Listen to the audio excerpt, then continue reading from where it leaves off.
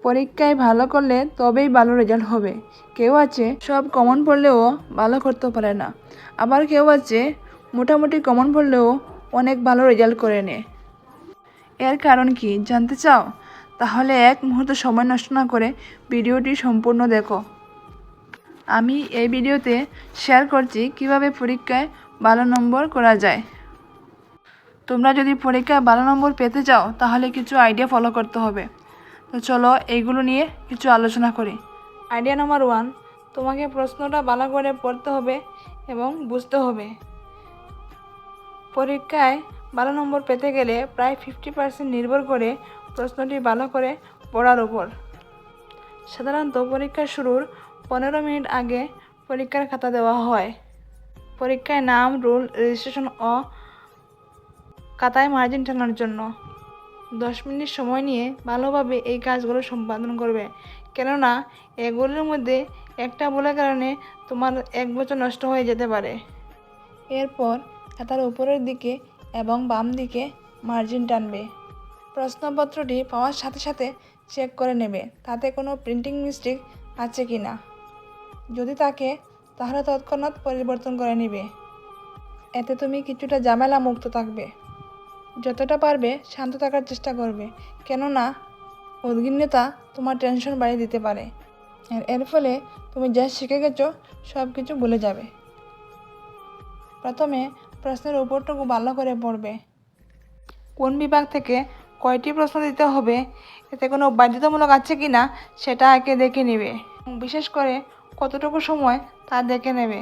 তাহলে একটা প্রশ্নের মধ্যে তুমি কতটুকু সময় ব্যয় করবে সেটা তুমি বুঝতে পারবে।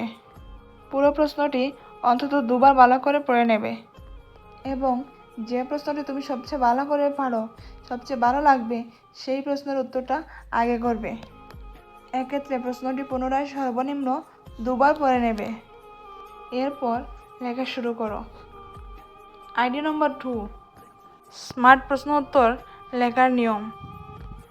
যদি কোনো প্রশ্নের বিভাগ উল্লেখ করা থাকে তবে তুমি কোন বিভাগের প্রশ্নের উত্তর লিখবে সেটা আগে ঠিক করে নেবে এবং খাতায় সেটা লিখে নেবে। যদি উত্তরটি বেশ বড় এবং লম্বা হয় তাহলে উত্তরটি 2-3টি প্যারাগ্রাফ দিয়ে লিখবে।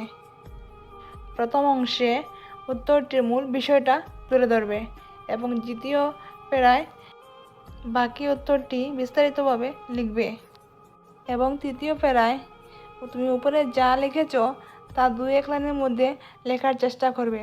তাহলে পরীক্ষক যখন তোমার উত্তরটা দেখবেন তখন খুবই খুশি হবেন এবং তুমি পূর্ণ মার্ক পাওয়ার যোগ্যতা অর্জন করবে।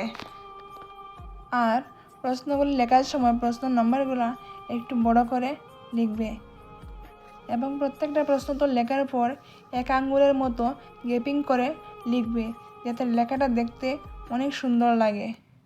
যদি তৎক্ষণাৎ কোনো প্রশ্নের উত্তর মনে না পড়ে তাহলে সেই প্রশ্নের উত্তরের জায়গা ছেড়ে দিয়ে অন্য প্রশ্নে চলে যাবে।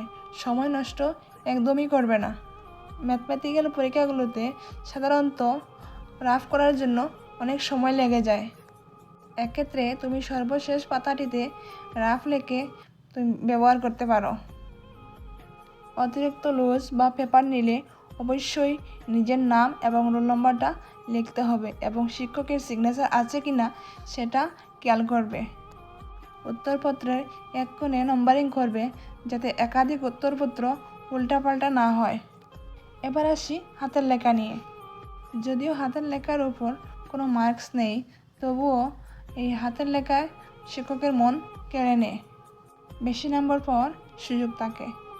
খারাপ হলেও সমস্যা নেই, কিন্তু অক্ষরগুলো স্পষ্ট হতে হবে। ভুল হলে গোসামাজা না করে এক টানে কেটে দিতে হবে। আইডিয়া 3, পরীক্ষার হলে করণীয়। পরীক্ষার হলে কমপক্ষে 30 মিনিট আগে পৌঁছাতে হবে। অতিরিক্ত কলম, পেন্সিল, রাবার ও পানীয় জল সাথে রাখতে হবে। গরমে ঢিলাঢালা পোশাক ও টিস্যু রাখতে হবে। অন্যদের সাথে কম কথা বলার চেষ্টা করবে। পরীক্ষার আগে পেট ভরে না খাওয়াই ভালো। কোনো প্রশ্ন যদি একেবারে কমন না পড়ে তাহলে ভয় পাবেন না। মনকে শান্ত রেখে বুঝে শুনে লেখার চেষ্টা করতে হবে।